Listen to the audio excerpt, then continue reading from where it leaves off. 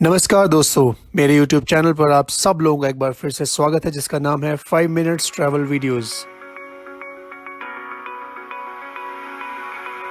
पिछले 45 दिनों में मैंने आपको इस चैनल के माध्यम से 5-5 मिनट के वीडियोस में दिखाया है सोलन का मशहूर माल रोड, हिमाचल प्रदेश स्थित सिद्धेश्वरी माता मंदिर, हिमाचल प्रदेश में स्थित एक रहस्य से भरा चिल्ड्रन पार्क, एशिया का सबसे ऊंचा शिव मंदिर, जिला सोलन हिमाचल में स्थित ऐतिहासिक ठोडो ग्राउंड और सिखों के 10वें गुरु गुरु गोविंद सिंह जी को समर्पित पांवटा साहिब में स्थित एक ऐतिहासिक गुरुद्वारा।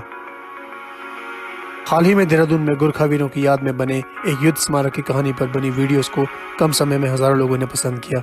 मैं शिशुपाल मेहता आप सबको तहे दिल से धन्यवाद देना चाहूंगा जो आपने मेरे इस वीडियोस को पसंद किया। इन जगहों पर आपने पहले भी कई वीडियोस देखे होंगे, पर मेरा वीडियोस बनाने का मकसद खासतौर से उस स्थान के इतिहास और वर्तमान को एक अलग तरीके से प्रस्तुत करने का है। आशा है आपको मेरा तरीका पसंद आ रहा होगा।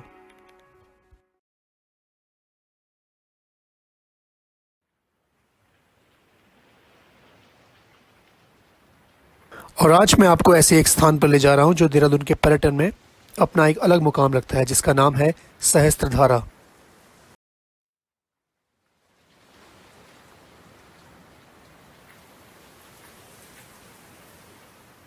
सहस्त्रधारा नाम से आप समझ गए होंगे, सहस्त्र अर्थात हजारों, यानी यहाँ आपको हजारों धाराएं या सहस्त्र धाराएं देखने को मिलेंगी।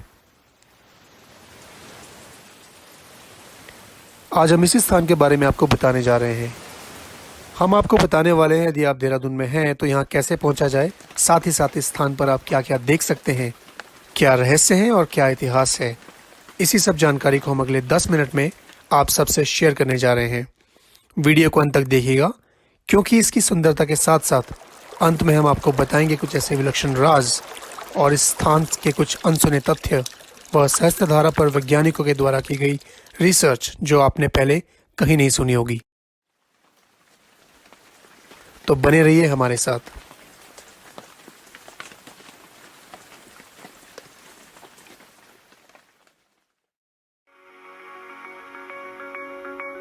तो चलिए वीडियो की शुरुआत करते हैं यहाँ पहुंचने के रास्तों पर।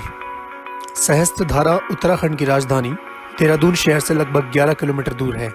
इस पर जाने वाले रोड का नाम ही सहस्त्रधारा रोड है, जो देहरादून स्थित परेड ग्राउंड से लगभग 2 किलोमीटर के बाद से शुरू होता है। पर्यटक सहस्त्रधारा में बस या ऑटो के माध्यम से आसानी से पहुंच सकते हैं। लगभग 8 किलोमीटर शहर से बाहर निकलने के बाद आपको घुमावदार रोड भी मिलते हैं, जिस पर ड्राइव करने का अलग ही आनंद आपको मिलेगा। और पास ही देहरादून रेलवे स्टेशन है, जहाँ से इसकी दूरी लगभग 14 किलोमीटर है।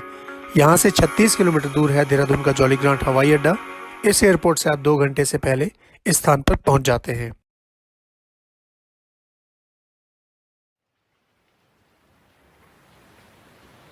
यहाँ पहुंचने पर सबसे पहले आपको मिलता है ये 9 मीटर गहरा झरना, जहाँ आप अनुभव करेंगे एक अद्भुत नज़ारा, यानी गुफाओं के मुहाने से निकलती ये जलधाराएं। ये इतना सुंदर है कि इसके आसपास लोग इसकी सुंदरता को निहारते रहते हैं और फोटो खींचते हैं।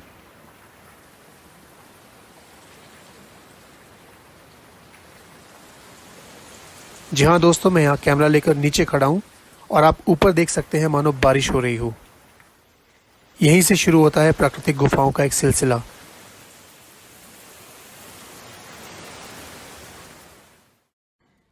थोड़ा आगे चलने पर आपको मिलती है प्राकृतिक रूप से बनी हुई कई छोटी बड़ी गुफाएं, जिन्हें बाहर से देखें तो पता नहीं चलेगा अंदर क्या है, पर जब आप गुफा के द्वार या इसमें प्रवेश करते हैं तो उसकी छत रिमझिम हल्की बारिश के बौछारों की तरह टपकती रहती है। यहाँ हजारों बहने वाली इन धाराओं के कारण ही इस स्थान को सहस्त्रधारा के नाम से जाना जाता है।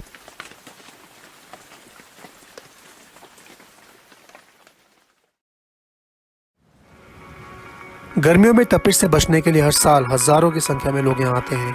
यहाँ मुख्य रूप से 7 गुफाएं हैं, जिसमें सबसे ज्यादा प्रचलित है द्रोण गुफा।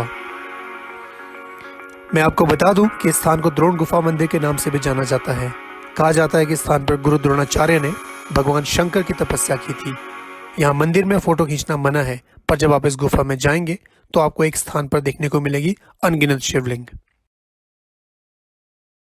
और अब मैं आ गया हूँ पहाड़ी के दूसरे और कुछ ऊंचाई वाले स्थान पर, और आप देख सकते हैं इस मंदिर या द्रोण गुफा पर किस तरह इन धाराओं की बारिश हो रही है। सल्फर युक्त पानी की धाराओं में स्किन प्रॉब्लम्स ठीक होने की बात तो आप सभी जानते होंगे।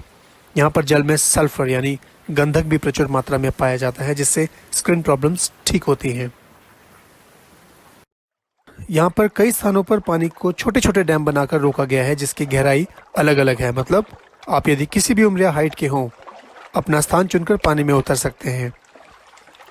साथ ही यहाँ आपको लाइफ जैकेट्स भी मिलते हैं और आप चाहें तो हवा से भरे टायर भी इस्तेमाल कर सकते हैं।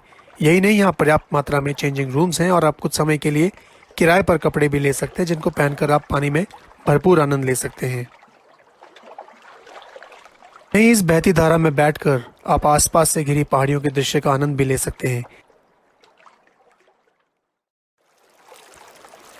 इसी धारा के साथ बने होटल जहां आप चाय कॉफी आसानी से ले सकते हैं।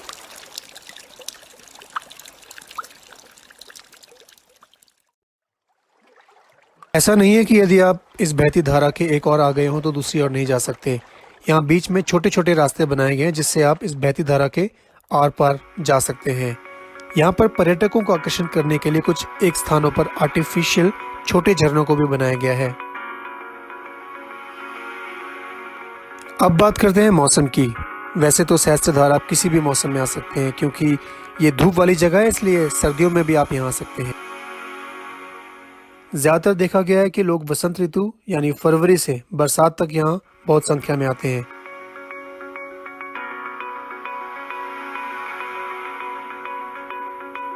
क्योंकि मैं एक नेचर लवर हूँ, इसलिए मेरा यहाँ आने का फेवरेट टाइम बरसात है, क्योंकि उस समय यहाँ जलधारा और प्राकृतिक नज़ारे अपनी पूरी ऊर्जा में देखने को मिलते हैं।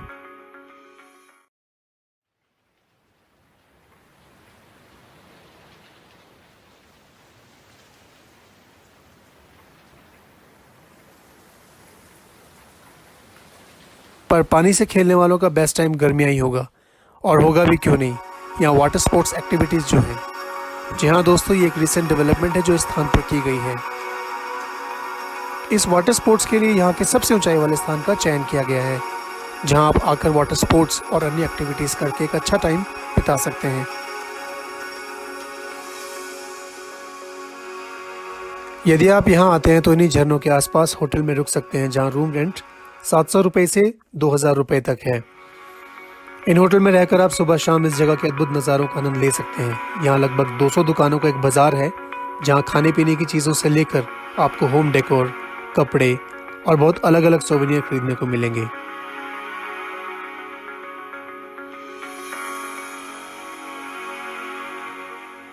बाजार के बीच में ही है एक रोपवे, जो आपको सीधा एक ऊंची पहाड़ी पर ले जाता है, जहाँ से आप आसपास के नज़ारों का एक पैनोरामिक व्यू ले सकते हैं। अब बात करते हैं कुछ विलक्षण तथ्यों की। सबसे पहले मैं आपको बताना चाहता हूँ कि सल्फर के अलावा यहाँ के पानी में चूना भी शामिल है, जिसकी वजह से ये गुफाएं बन जाती हैं। अर्थात जब यह पानी ऊपर से टपकता है तो ये नुकीले आकार बन जाते हैं, और जब नीचे गिरता है तो यही शिवलिंग की आकृति की तरह बन जाते हैं। चूना पत्थर एक सेडिमेंट्री रॉक है, जिसका अर्थ है कि यह चट्टान पत्थर के छोटे छोटे कणों से बनती है, जो दबाव द्वारा कठोर हो जाती है। एक अंतिम बात, वैज्ञानिकों के अनुसार ये चूने के बने आकार जलवायु के सर्वश्रेष्ठ प्राकृतिक स्थलीय अभिलेख में से एक माने गए हैं, या कहें these are the best terrestrial archives of climate change.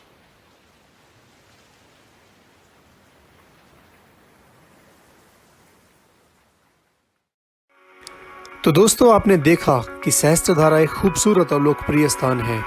यहाँ मंदिर है, बाजार है, होटल्स हैं, बच्चों के खेलने के लिए पार्क हैं, युवाओं को ट्रैक करने के लिए पहाड़ी रास्ते हैं, या कहें कि एक परफेक्ट पिकनिक प्लेस है।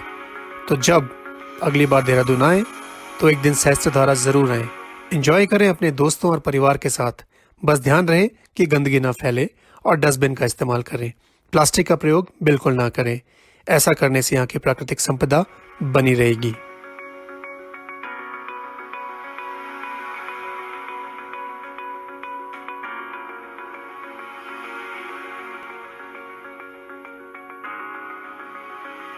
तो मिलता हूँ मैं अगले वीडियो के साथ, जहाँ मैं आपको ले जाऊँगा एक और जगह पर, बताऊँगा उसके इतिहास, कुछ रोमांचक जानकारियाँ। तब तक अपने परिवार का ध्यान रखें, अपने आसपास सफाई बनाए रखें। जब तक दवाई नहीं तब तक ढिलाई नहीं। धन्यवाद।